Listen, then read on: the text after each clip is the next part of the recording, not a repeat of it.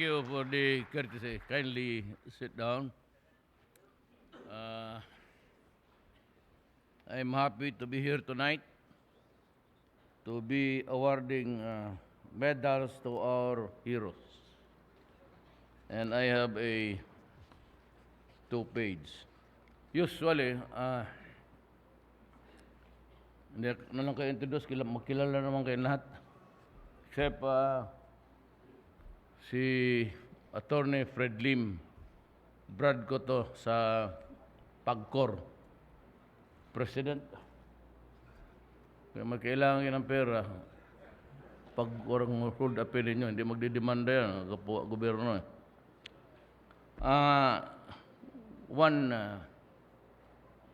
I have called the guys that I know sa Davao noon. Pinapahanap ko sila.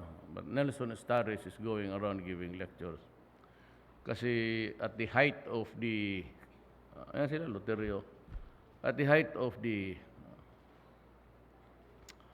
yung Sparrow, ginawa nilang laboratory ang Davao City.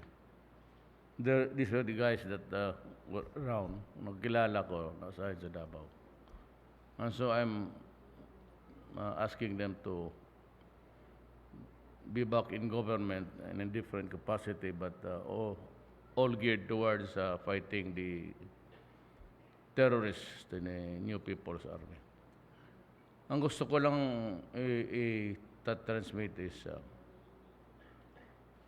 alam mo sa mga staff natin, sometimes they are assigned doon sa medyo malayo or specific mission to pursue sinong front niyan. Usually, bakante ang siyudad.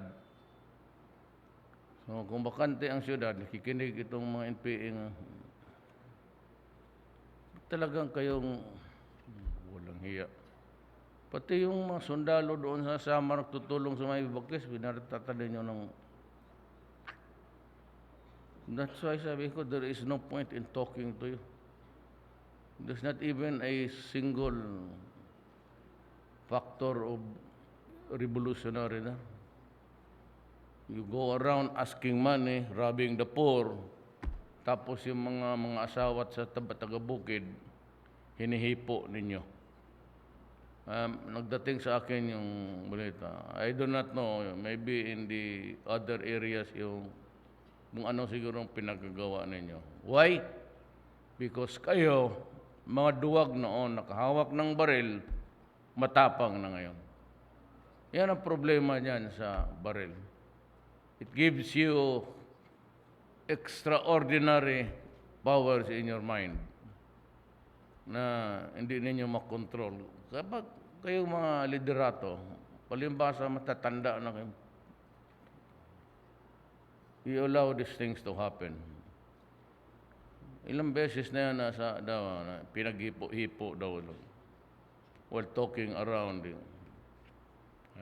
Bahala kayo, basta ako ang aking direction sa police pati armed forces is to give you no quarters. No quarters given, no quarters asked. I'm sick and tired of talking to you.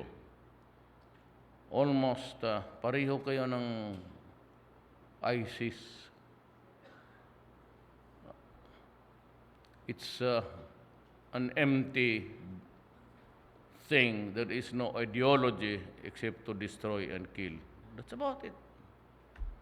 So if I do not defend our people, our democracy, from the onslaughts of itong mga, itong NPA, kung sila, walang baliat, the countryside killing and the ambuscades and all, baliwala minsan sa publiko ng Pilipinas. Nakatutok lang kung anong mali namin sa gobyerno. Hindi naman na tinitignan ng mga civilian kung paputugin. I say that I would never surrender the sovereignty of this government. Ang komunista gusto ng koalisyon. Pinapadaan sa istorya But kung babasahin ko yung mga resulta ng workshops nila doon ni Bilyo pati Doresa, it just would point to one thing, and that is a coalition government. You know, sovereignty resides in the people. But it's not all the people can exercise sovereignty. So we elect mga officials. You know, yung pinili ng tao, maybe I said, you'll be a son of a bitch. But the problem is, yun ang pinili ng tao. And that sovereignty, the exercise of which cannot be shared by anybody. It's only shared by sa atin, armed forces, police, government, machinery, Congress, and the Supreme Court. Yan lang ang ng sovereignty. It's exercise really of the powers of government to run a country. Kaya kung ganun, gusto niyo sumali, libre, magre-revolt tong sa harap ko. Ako ang papatay nito. Ako ang papatay nila. Totoo lang. Ang hirap na dinaanan nila, tapos you just share that power with anybody without the arms struggle. Sinasabi ko na sa inyo noon, if you go mainstream, drop the weapons, and I would join you in a party. I share the same values with you before. I do not know if you still have it now. Yan ang problema. So wala na akong, you have to, you know guys, yung armas na binibigay ko sa inyo. Believe me, andyan pa yung sino ditong, ito si Bato. Tagal mo ito sila. Yung kayong naka-experience sa Davao ng bantay, mainit yan eh. So ang gawain ninyo, bahaan ninyo muna ng, yan sila, Staris at kami, mahusay mag-amoy yan ng, I have a meeting with the top echelons, mga commanding generals. I will give the direction there. Hindi ko masabi nga, but we have to improve on the intelligence gathering. Otherwise, sitting ducks kayo. Traffic. Yung karamihan sa traffic, once upon a time, I passed by yung circumferential road dyan sa Batina. Itong duha ka haggard nga, pataroy-taroy lang po tindog dito. You know, one time, daan ako ng bangkirhan. 3 pulis. Manning di traffic. Kung walang cover yan, ubos yan. Baril ang kukunin yan. So, mayroon talaga yung network na kung nakatindig dyan ang pulis, mayroon dito talaga. Post yourself somewhere, use an Armalite. Para depend. Huwag kayong magkain ngayon ng minsan yung sa bangkiruhan, pulis, 4. Kagat lang ng, nandiyan pa yung pandesal sa bunganga. Bantay kayo niya mga esparo. Hindi tayo maubos yan. Sila ang maubos, pero we will have to devise something. Yung pagdabasin nyo ng bahay, bantay kayo dyan. Yung mga tambay, magkunin talaga yung mga bugoy. Yung mga adik, yun ang ibigay ninyo doon sa kabila. Nung ibigay ninyo, sige, doon kayo para bangbog palagi. But dito sa, I am distributing the firearms. Wala akong problema dyan losing properties of government. Any legitimate encounters. Now, ang army, wala. Binigyan ko lahat kayo. Army and police, meron talagang sidearms na ngayon. Kaya marami. It's the supply. I have the money. The supplier ang wala. Kulang. So, sinabi ko naman doon sa mga sundalo, and kayo, per chance, if you have the opportunity, do not, kayong mga I am a descendant of a Moro lady. Kaya kayo binibigyan na sila ng baril, sabi ko, 3 magasin yan. Ang 2 magasin yan, pang fight yan. Yung last magasin, para iyo yan. Huwag kang mag-surrender kasi gawain kang aso sa kampo nila. Bababuyin ka ng husto, and at the end of the day, they would decapitate you in front of a camera. Masyadong nakakahiya yung ganon. So yung last magazine mo, yun ang kainin mo. Do not surrender your gun while you are alive. Kung makorner ka na, yung isang magazine, para iyo yun. Huwag kayong sa pagka ready silang mamatay, ready rin tayo. Wala tayong problema dyan.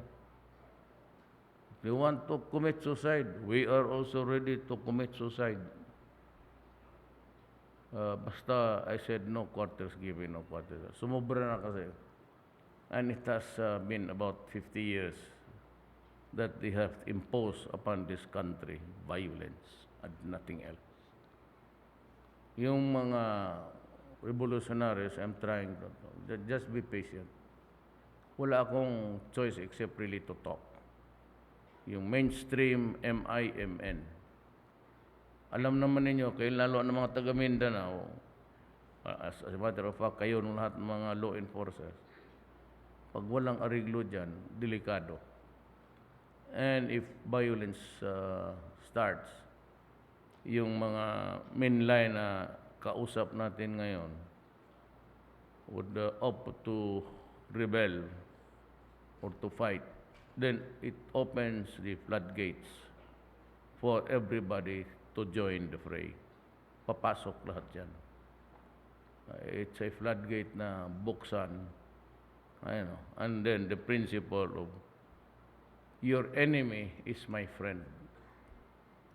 So alam mo naman, ang ISIS ngayon, it's very active all around the world. They have lost the critical landmass dyan sa Middle East, and they're everywhere.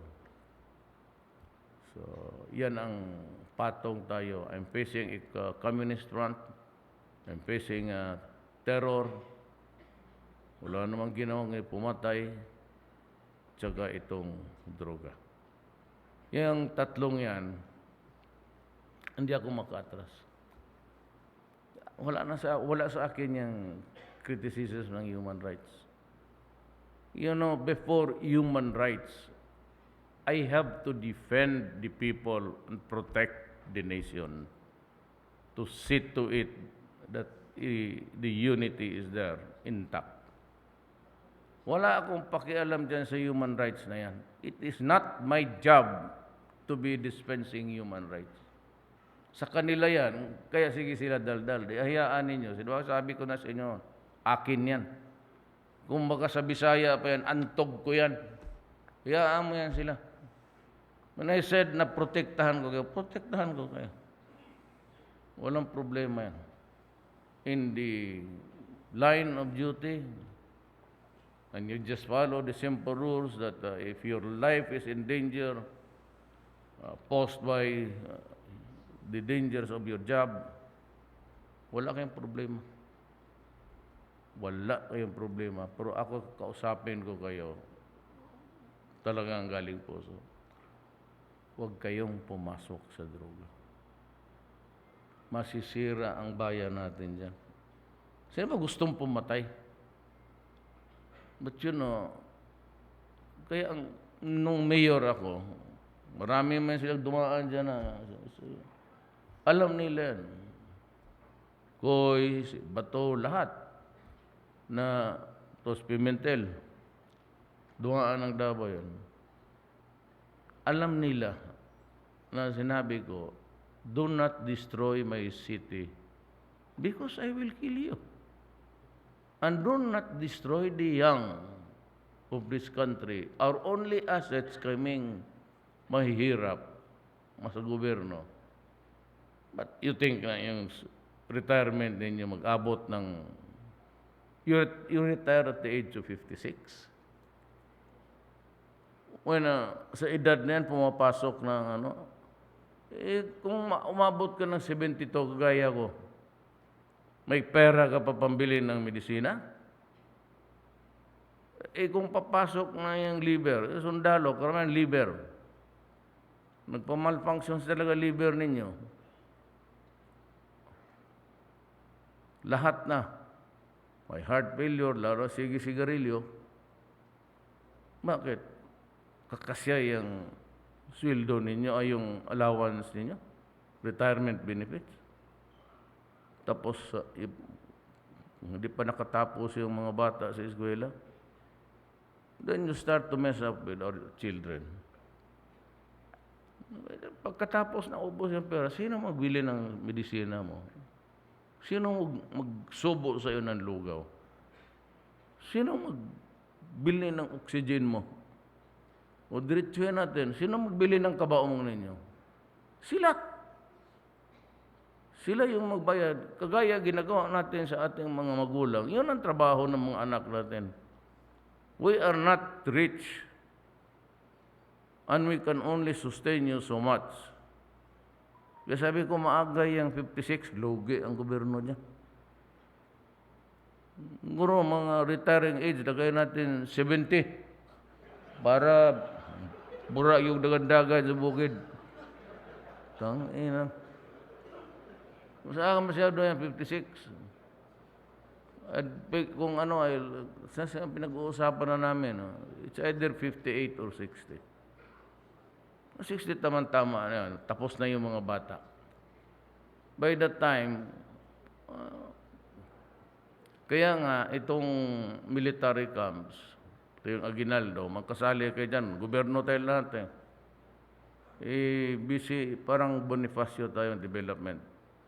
Maghanap na lang kayo ng kampo dyan sa Cavite o dyan sa kung saan. Kampo lang naman yan.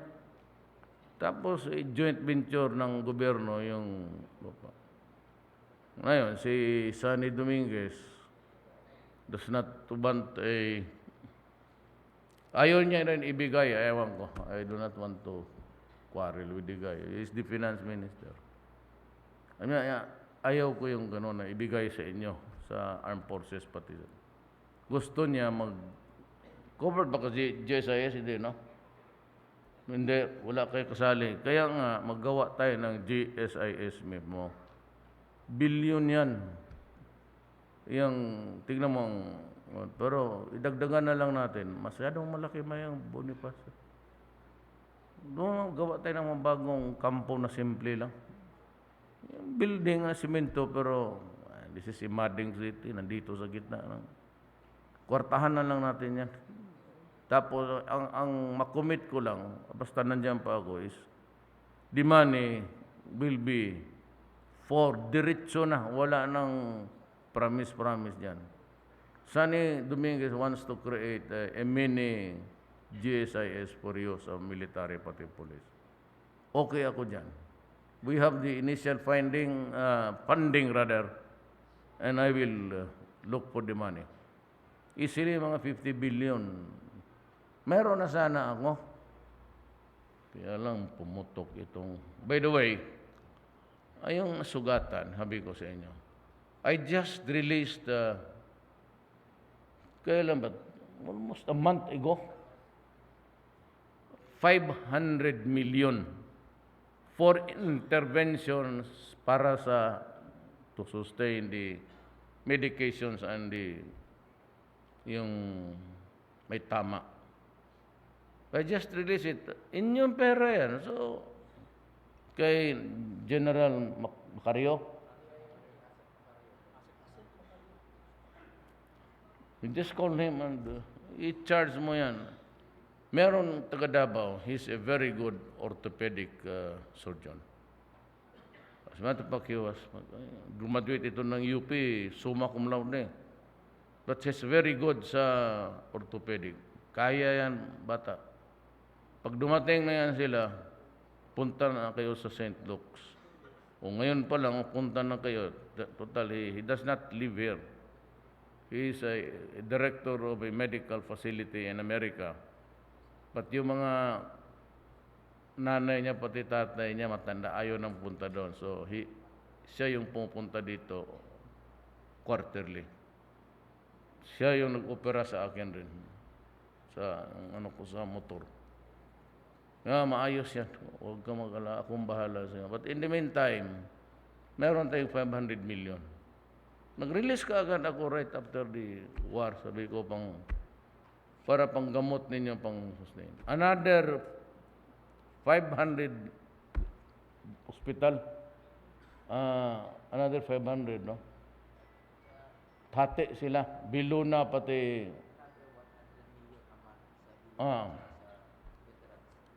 Sa veteran, sa hospital, pati sa medical, hati sila.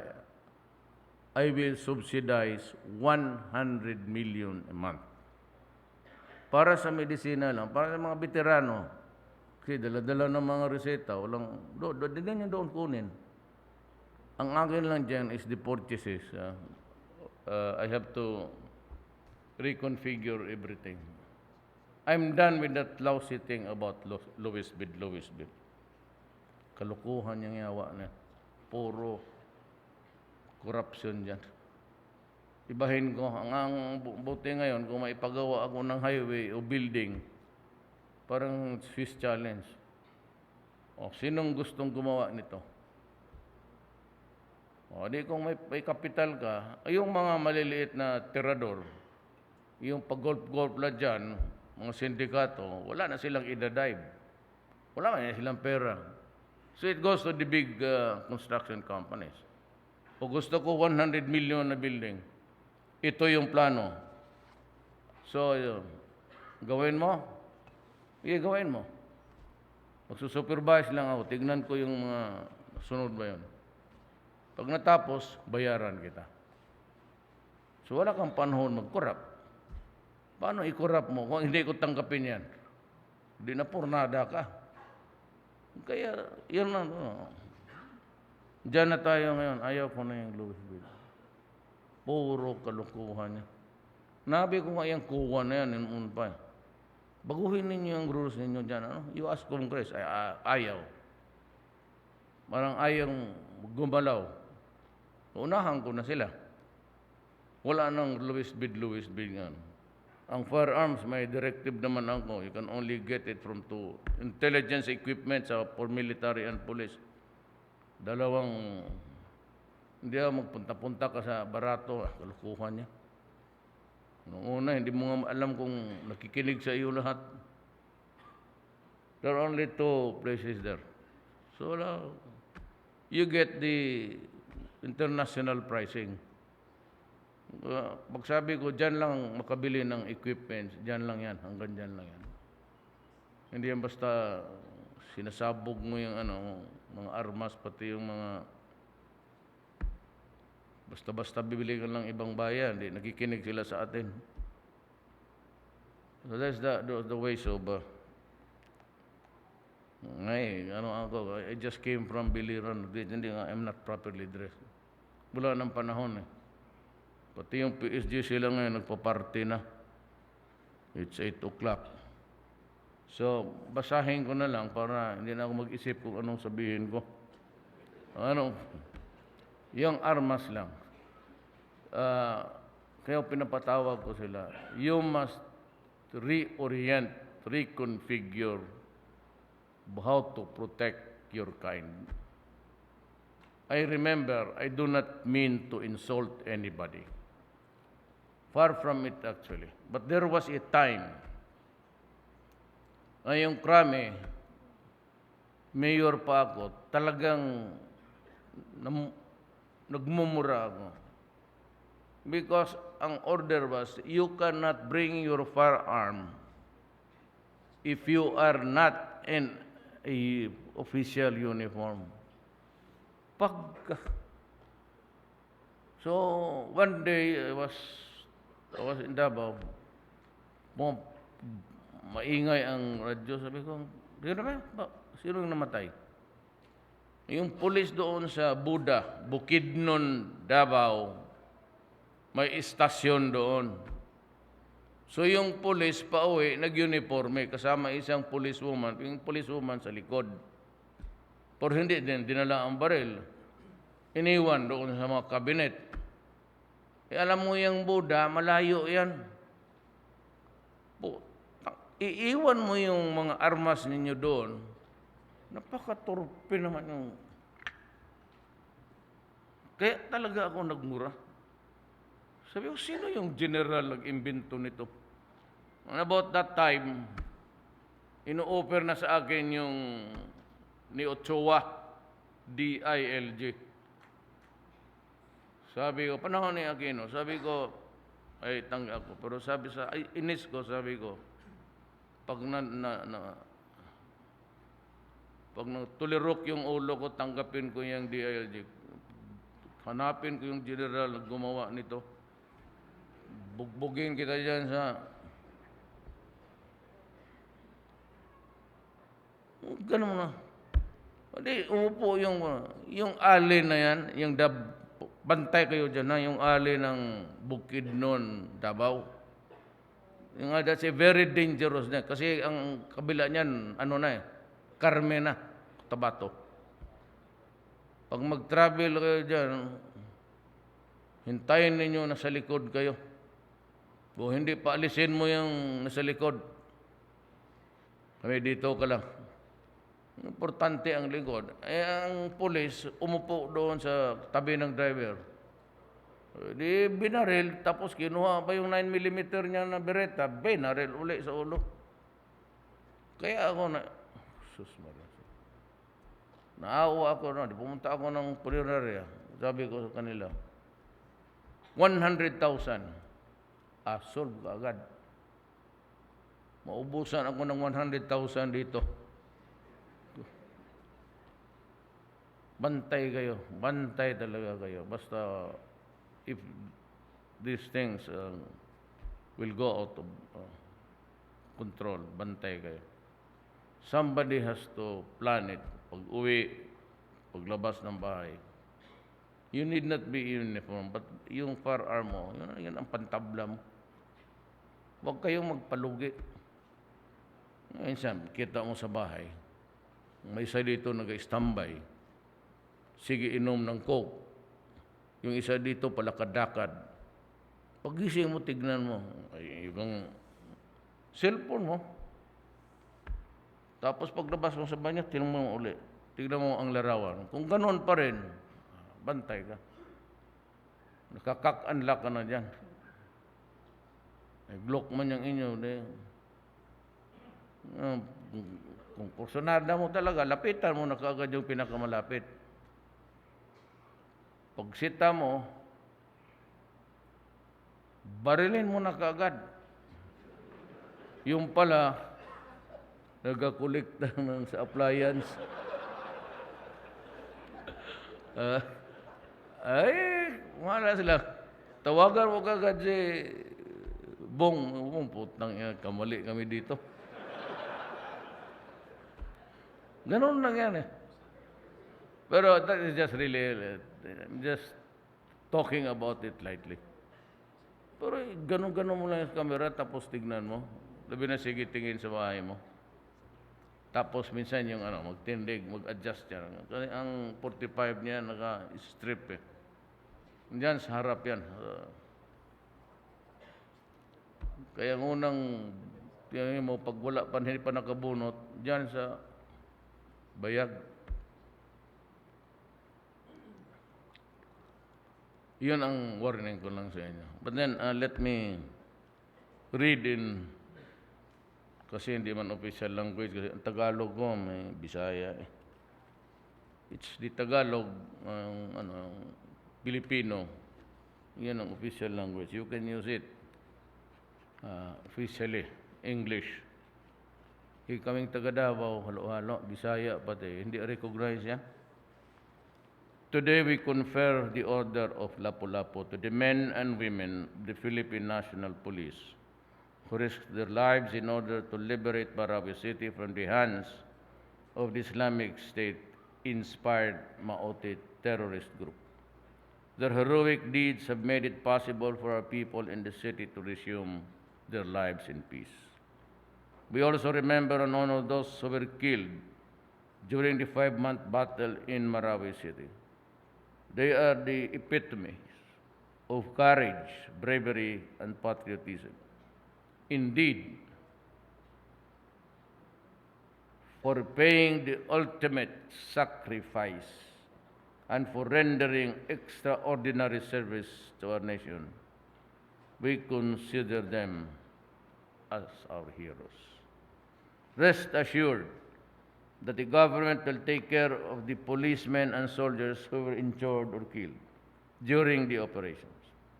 The state will also attend to the needs of their families and loved ones. Putulin ko ito dito. We will see to it that we will provide sa education.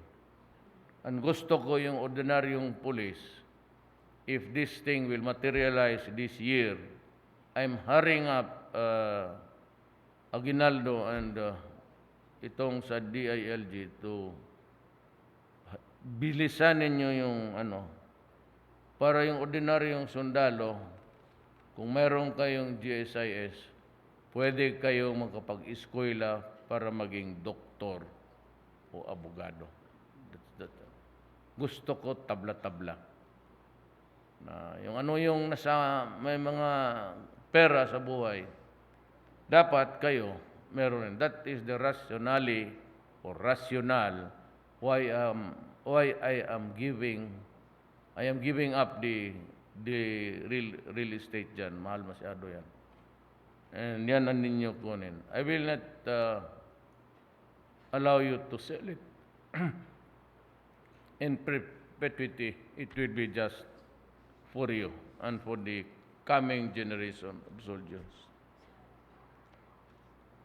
I also commend the entire PNP organization for its contributions in helping Marawi City, as well as in fighting insurgency in other parts of the country. Your bravery and skill have truly been evident during all these police operations and encounters with lawless elements. Intensified police operation against the remaining terrorist groups and continued not just in Mindanao, but in all corners of the country where lawless elements thrive, even as we sustain our efforts against illegal drugs, corruption, and criminality. The only way really is, I'm not trying to hate them. Pero wag kang magayang pupunta ka sa bakbakan na galit ka talaga. Kasi walang mga patawad itong mga to. Parang pinagbabaril. The only reason why I broke off with the talks doon sa table, siyempre yung mga sundalo ko, pati yung police ko, yung ceasefire, pinagbabaril, kakamo aso. Sabi ko, nabuang na kayo. Sabi ko, you add another life there. Wala talaga. Yung Cagayan, tapos yung sa Cotabato, tinanong ko pa yung mga sundalo. Tinatanong mo yun sa doktor. So, 73 gunshot wounds. Barilin mo ang taong target. Target ka ng full auto ka, 73 gunshot mo. Then you must hate. You must have really north or hatred. Kaya kung gano'n, galit rin talaga tayo sa kanila. Kung gano'n, 73. Sundalo na 2. Yung sa Gayan, pangapulis yun, 3 ata. Pagbabaril, wala namang kumubra lang sa combat pay.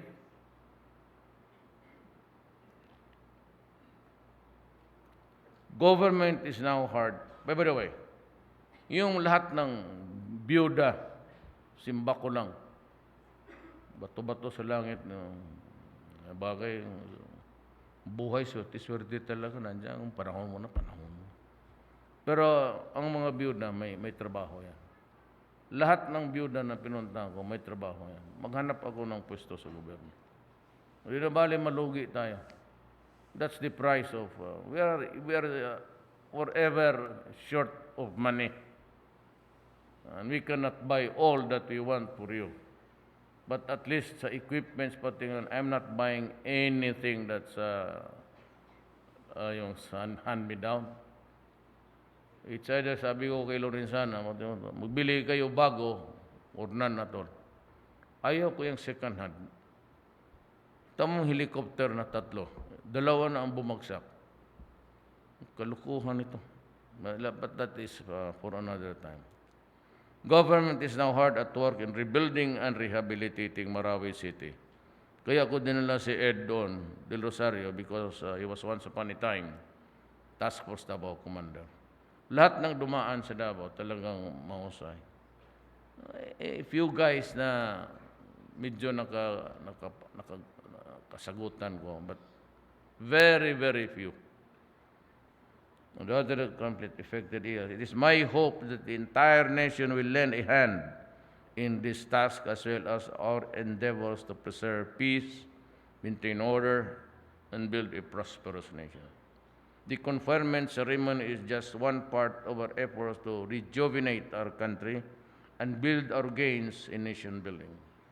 I urge our policemen to be steadfast in upholding your duties and credibility and integrity. Sabi ko sa inyo, I do not mind kung anong ilang libo ang napatay mo basta in line of duty o nagka-problema kayo, I will answer for it. Tumahimik na lang kayo kasi hindi talaga matatapos yan.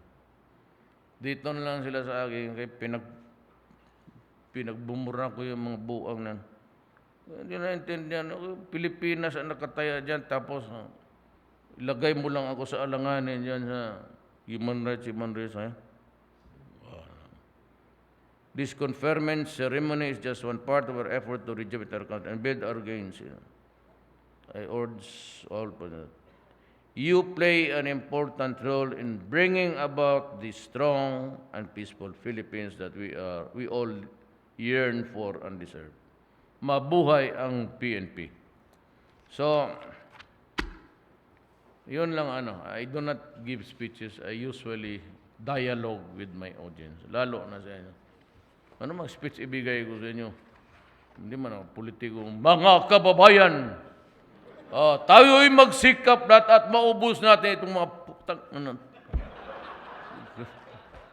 Wala yan?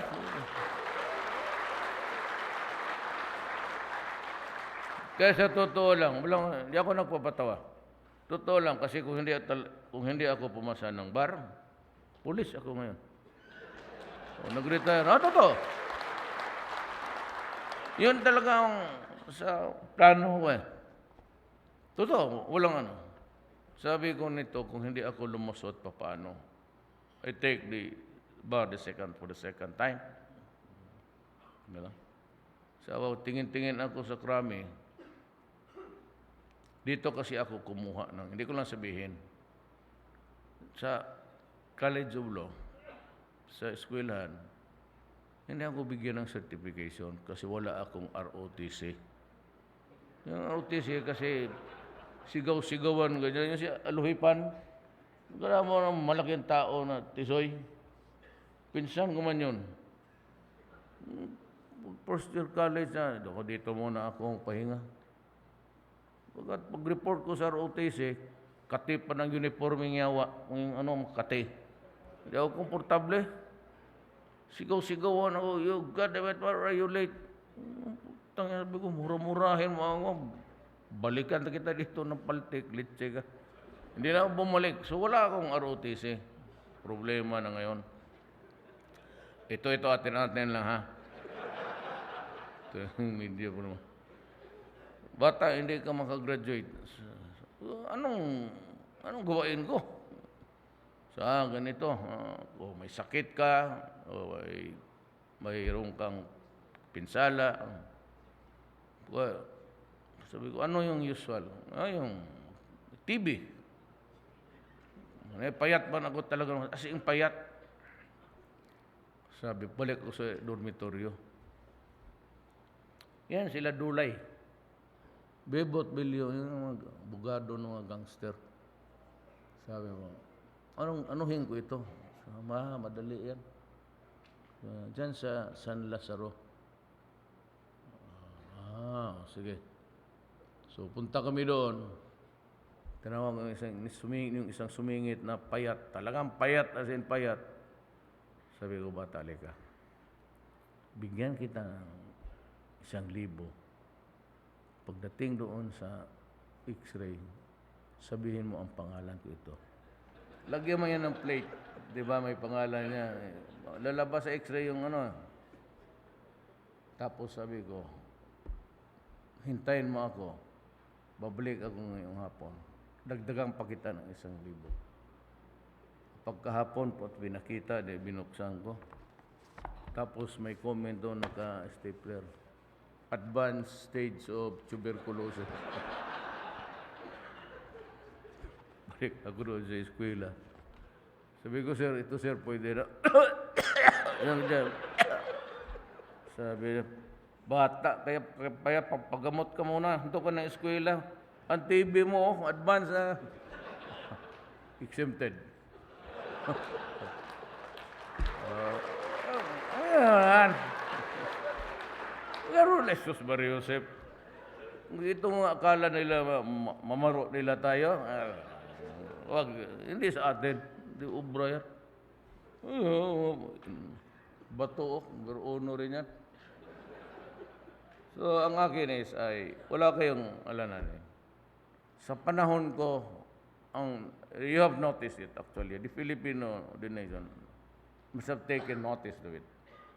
Ang priority ko talaga is the armed forces. Because before I leave government, this is just a few, 4.5 something years. I want to build a strong police and a strong armed forces to withstand the challenges of time. Ang kalaban ninyo kasi terrorism, as a matter of fact, prangkahan ko kayo. I'm just waiting for a call na, sir, may pumutok dito. Ang sinasabi ko, I'll make it public, well, anyway, ready for it. Isip ko lang may simultaneous attack in 3 cities. Then we will gauge. Basta ako, if you shoot an enemy, shoot him dead. Huwag kayong maniwala dyan sa Iwan. Walang alam yan. You know, I will not barter the nation with yung individual. We can debate the whole day. Baski doon sa UN. I protect. Sabi ko nga nung mayor ako, do not do it because I will protect the city. You destroy it, I will kill you. Sabi ko dito, ngayon, presidente ako, do not mess up with my country. Pagka di tayo makinan dito sa droga, kayo talaga ang mamamatay. This has been a considerable drop sa ating drug problem. But we will remain to be vigilant and hindi tayo it's a perennial and permanent problem for the nation. Bigyan mo nga sila ng it's lahat ng mga opisyal. Yung study ng National Narcotics Board Control it bears the logo of the United Nations. Ibigay ko lang sa inyo siguro. Lahat daw nakalagay, yung characteristics and the characterization of ang impact ng... You notice there, ang pinaka-serious, yung iba, stupor, parang lasing, melancholia, yung pag ganon-ganon. Pero ang hiram ng isa ba? Ang pinaka-deadly na characterization ng tignan niyo dyan, is shabu. Nandiyan na cocaine, cannabis, LSD, ecstasy, heroin, methamphetamine. Kaya, mga gagong tong human rights, Ilan na ang pulis, pati military ang napatay dyan sa Mindanao? Di ba it started with, with a warrant to be served on a certain guy, tapos bakbaka na? And the Marines had to enter. That day we lost about 8 or 9. I was at the airport to meet the officers, pati yung patay katawan. Yan ang risk mo. Methamphetamine use sometimes triggers aggressive, violent, and bizarre behavior. Kaya pumapatay talaga yung mga gago. Bantay kayo dyan. Dadala talaga na armas yan. Huwag kayo magkumpanya yung... And I remember seeing this TV na pinagsasak yung police, pero you just parry the... Napunta ba yun sa Malacanang? Oh, pinapunta. Congratulate ko. Basta hindi siya nagpigil-pigil lang siya. Hanggang natumba siya, binira niya. Pero yan, huwag niyo sundin na ganon. Buti kung matumba ka. Example lang yan na parang ninyo, control. And with that, it was a laudable presentation of what a police officer would do under the circumstances. Pero huwag ninyong sundin yon kasi delikado. Ilang saksak yun. Sige lang siya ganun. Yan para yan sa publiko. Pero kayo, huwag kayo maghintay. Maswerte ka. Kung pa yung pangalawa matamaan ka talaga. Pag unang hansak pala, bang! Ganda ng baril binibigay ko sa inyo. Wala namang... Depende sa sitwasyon, but believe me, more than anybody else, sabihin mo, your life is more important than the criminals. Ako sabihin ko, more than anything else, the life of my policeman and soldier is more valuable to me than the life of a terrorist and a criminal. And I would not... Hindi ako magdalawang isip na, sige, fight tayo. Take the upper hand where you are still alive. Punta na ako kasi yung mga sundalo doon sa barak, Christmas party. Tapos na yung, naghintay. Humanang kaon. Si group, humanang kaon. Naghintay yung mga sundalo. Gwardiya ko, baka magalit po tayo na ihulog ako niyan sa Pasig River. And before I forget, na-download na yung traditional ko sa kanila. Na-download na daw. Mahina lang na, 3 million each kayo. Before I forget, I'd like to just relay my message to the rest of the PNP command, the officers and men and all. I'd like to greet you a very Merry Christmas and a prosperous New Year.